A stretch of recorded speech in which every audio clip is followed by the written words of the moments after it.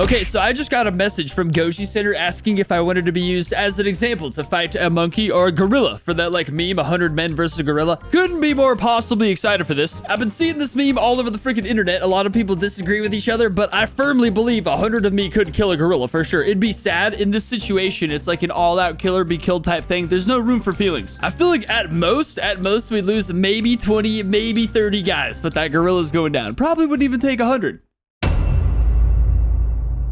Okay, the first question. Please describe your combat strategy when facing against an adult male gorilla. The scenario is the following. 100 men inside a wide, flat room with not terrain advantages. No tools and no exit allowed until the gorilla or men are terminated. My answer is simple. A lot of people are saying go for like the jugular, go for the throat, that kind of stuff. No.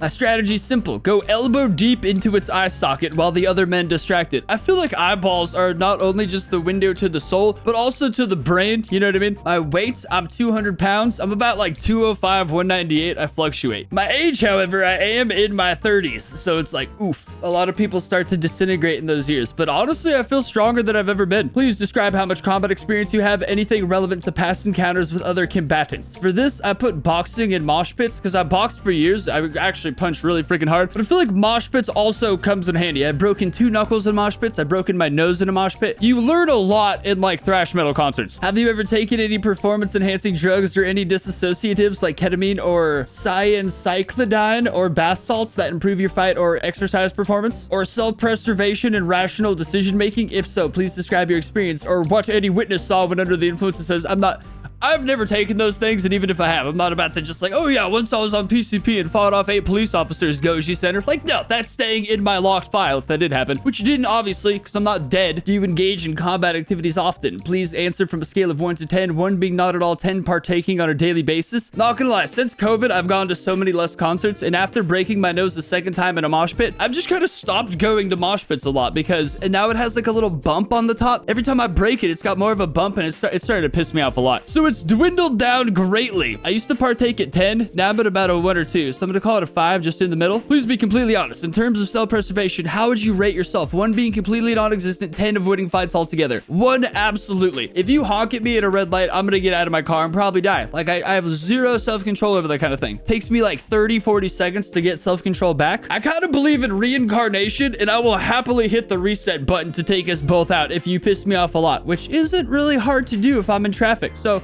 1, non-existent for sure. Enter your height in feet and meters. I am 6'2". Enter your max bench.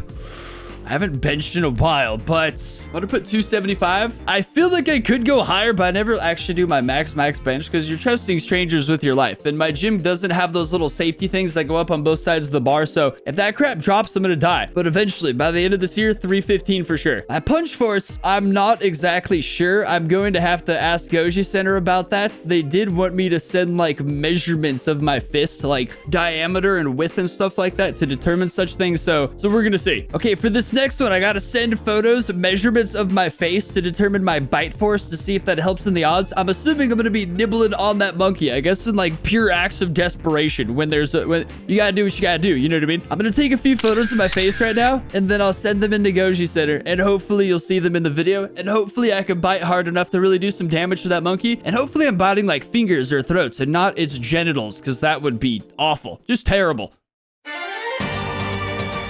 I feel like I'm gonna make my species proud today. I'm pretty excited. I feel like 100 of me could absolutely kill the most raging, like rampaging psycho gorilla possible. We're gonna make humanity proud today, I'm pretty sure. At least I hope we are. I'm gonna be super mad if we don't. That would suck, but I guess that's just nature. So leave a like, subscribe to Goji Center, and let's go see what the crap's going on. All right, time for the moment I've all been waiting for. 100 men versus 1 gorilla? This shouldn't even be a debate, bro. The gorilla is winning every single... Who would win in a fight, a gorilla or 100 men? Everyone keeps saying the gorillas would win, but actually the men would win. Who would win in a fight out of 100 men and a gorilla? I can't even believe I'm answering this, but... 100%. 100 men can take down a silverback. I think I can take one. 600 pounds. 600 pounds? 100 dudes could take 1 single gorilla. Well, that certainly was not a question we had on our 2025 bingo card. So, can 100 humans beat 1 gorilla? What if we tenfold oh, ourselves so against uncanny just and one weird. of our most powerful living relatives? Today at Goji Center, we are going to tackle this bizarre subject that has been sending shockwaves through the internet and see what kind of scenarios we can cook up. God, this is gonna be terrifying, bro. Like, the facial expressions I'm generating in this and on the thumbnail and stuff, I'm gonna have to drink a lot to forget the facial expressions. You're curious to see what the horrible aftermath will be, then stay tuned, because no matter who wins today, it's gonna get ugly. Is that one of me faceless over there? This is insane, bro. The way we are going to approach this is by first stating that no matter how you look at it, this isn't a yes or no answer. There are different factors that come into play that may heavily dictate the inevitable bloody outcome. Therefore, we will look at this from 3 different perspectives, 3 scenarios, 3 fights. This funny scenario is fictional because it involves animal and human behavior as well as some serious safety concerns. 100 rational people are not about to decide to throw caution out the window and bum rush the most powerful primate on the planet. And fighting a human, let alone a horde of them, is just about the last thing a gorilla wants. Gorillas are actually quite peaceful herbivores in most scenarios, but they and other apes are pretty perceptive. Just like them, humans have 2 arms, 2 legs, opposable thumbs, no tail, smell, and sound like them to some degree. Essentially speaking, gorillas can tell that we're apes too and don't see us as a threat most of the time. Just We smell like monkeys? weird-looking neighbors.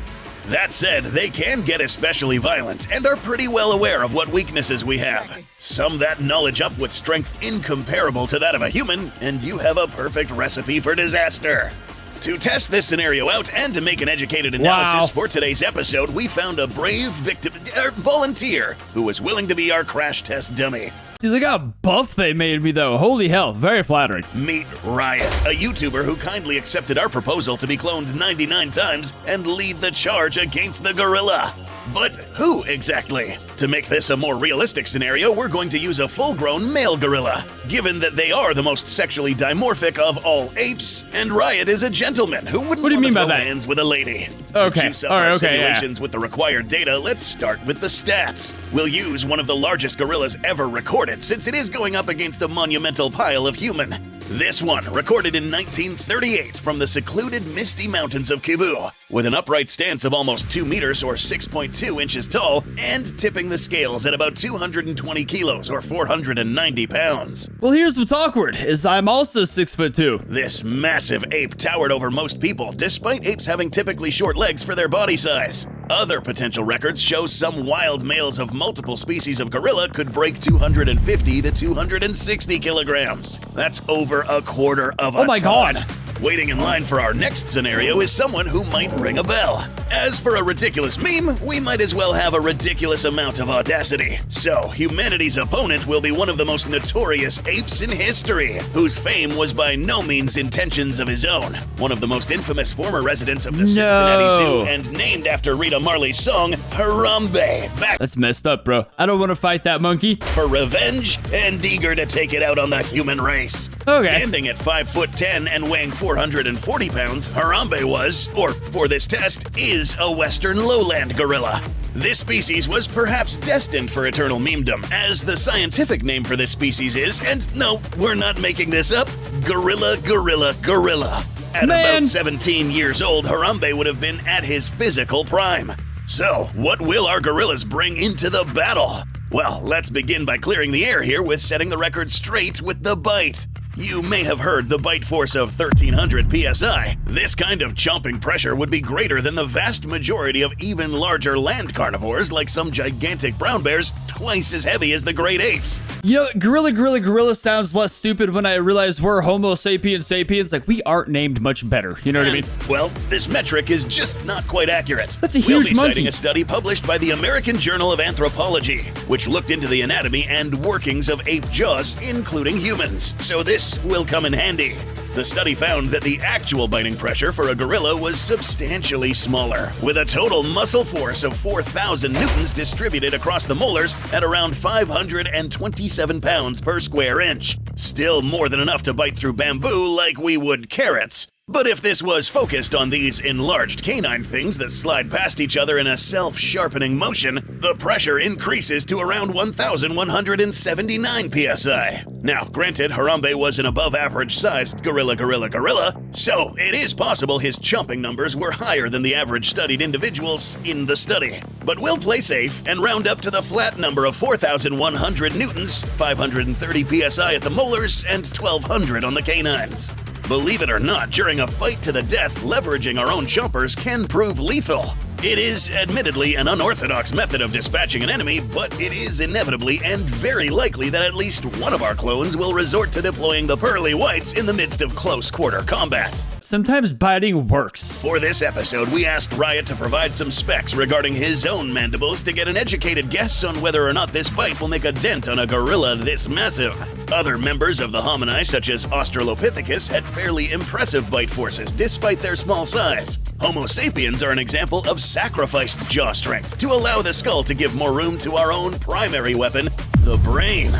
Factoring metrics taken from multiple men and our friend Riot, his biting force would be approximately, at an above average, 835 newtons or 198 psi at full crunch. Above that average. Said, biting may be the very last thing our brave friend wants to do, given the gape of a human skull is so much smaller than a gorilla's, and seemingly Riot lacks any fangs to puncture into the ape's fur and skin. Biting the neck might result in breaking the jaw from overextending if the gorilla thrashed and yanked. Zooming in on a man's face is cold-blooded, Goji Center. We'll add this info into our simulation and move on to the other two weapons our gorillas will bring into the mosh pit.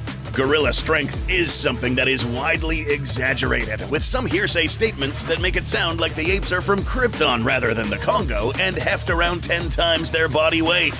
The reality is that gorillas do have a lot more upper body strength than humans due to large muscle density and fast twitch muscles, much more mass on the arms, and more rigid joints to maximize strength at the cost of some dexterity.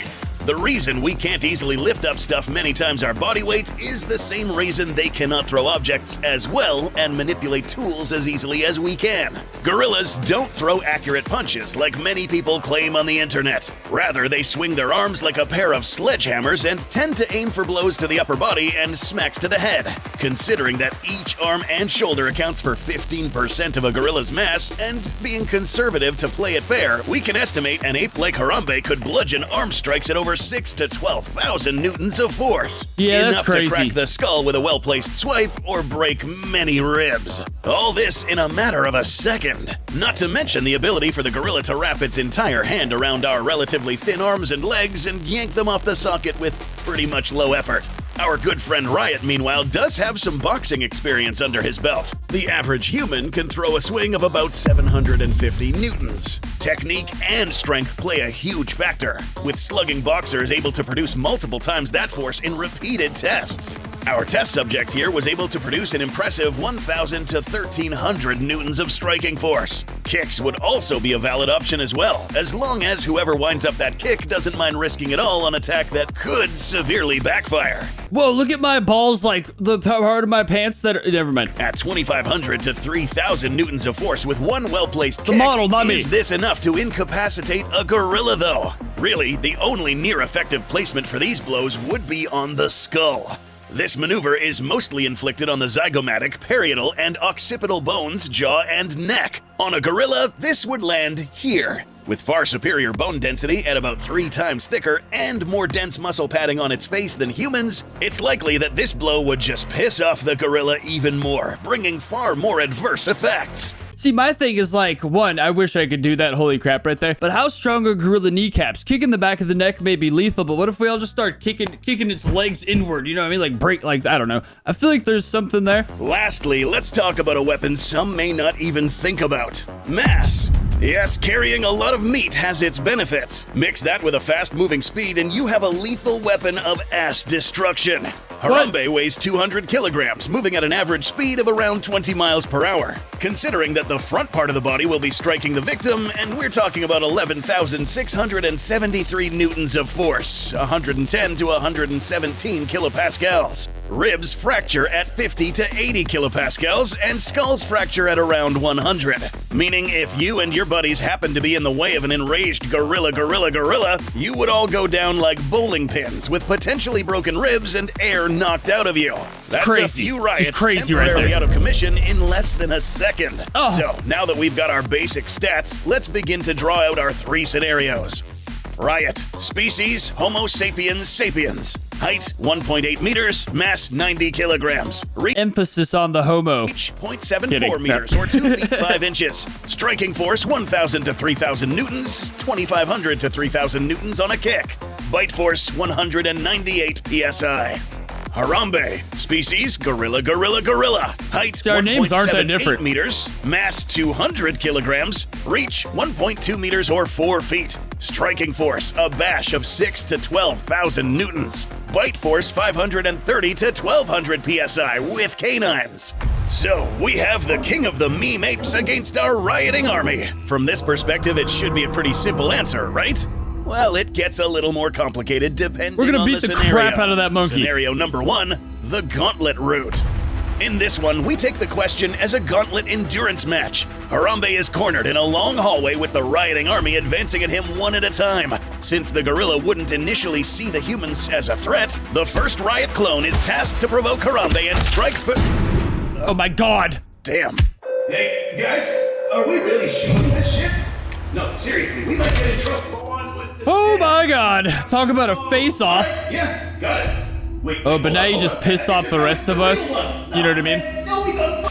Alright, so as we continue the sim with these Oh, clones, heavens. you'll find that even as the immortal Oh my unit God. Riot makes its advance, human anatomy and a clone of 200 pounds with less reach is just not going to cut it against an animal more than twice the weight and with many times the punching force. Our skull cannot handle this much trauma, and given that gorillas do happen to target the most vulnerable points in our body, we're practically cooked, with each clone getting an impact that would turn the underlying bone and organs into mush. I'm so At this squishy. point, Harambe knows what the next one will do, and without hesitation, literally plows through without having to spend valuable energy and attention turning and covering his flanks. Initially, this looks like a certain victory, but here's the catch. If the clone army can keep its wits about seeing themselves marching into certain death one right after the other, they actually might have endurance on their side. One major difference between Homo sapiens and gorillas is how we deplete ourselves from energy. Strength versus stamina is the name of the game today, and under the right circumstances, one may come out on top. Assuming that Harambe does use explosive muscle power burns all throughout, after maybe a few dozen fatalities, Harambe may feel the burn of fatigue and run out of juice to dish out heavy blows.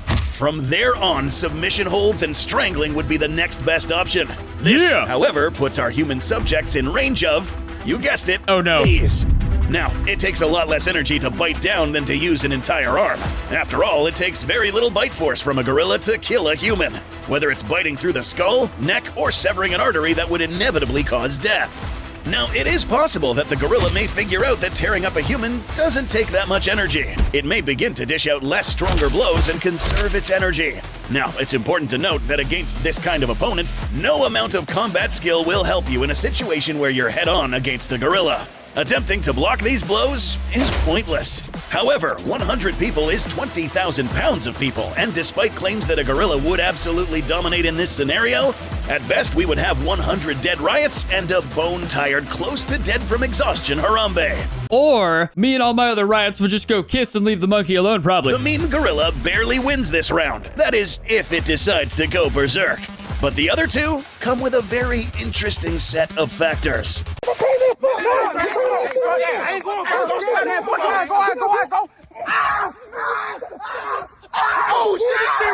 Scenario number 2, the sane game. What? If there is one thing, at least across a vast majority of humans and all animals, is that we don't like dying. Getting a game over from life is something every thinking animal almost always tries to avoid. Speak for yourself, buddy. buddy. We can see this in nature, and it's one of the biggest reasons having numbers on your side doesn't always guarantee you a win. Mother Nature already tells us how men versus gorilla would likely go. Hyenas usually have standoffs with lions. Wolves also have standoffs with grizzlies. And in theory, it would take around 3 to 4 of these to take down the big guy. But why don't they most of the time? Because it only takes a grizzly bear a few moments to seriously cripple or kill a wolf. And who is the next suicidal one who wants to come next? Scenario number 2 takes place in a wide room with enough space to house a brawl between 100 riots and 1 gorilla. The rules of engagement: no tools, no places to hide or climb, a flat arena with no terrain advantages. We've got this. Here's where superior human intellect and that extra space in our skulls comes in handy. Strategy. We asked Riot what his strategy would be and also surveyed a few hundred folks as to what they deemed to be the better strategy based on the most common tactics we were able to gather from the internet. I feel like my strategy was golden, bro. I was like, you know what? I'm just gonna get up on there and go elbow deep into its eye socket. Like, that's a pretty big opening, you know what I mean? Like, it's the golden spot. The most popular and resorted to strategy was surrounding the gorilla and all going in at once. Initially, this scenario seems favorable to us humans. Hey, it's gonna helicopter we have us. a problem that may tilt the odds catastrophically. Something that, dare we say, the majority of people tend to ignore is factoring in self-preservation.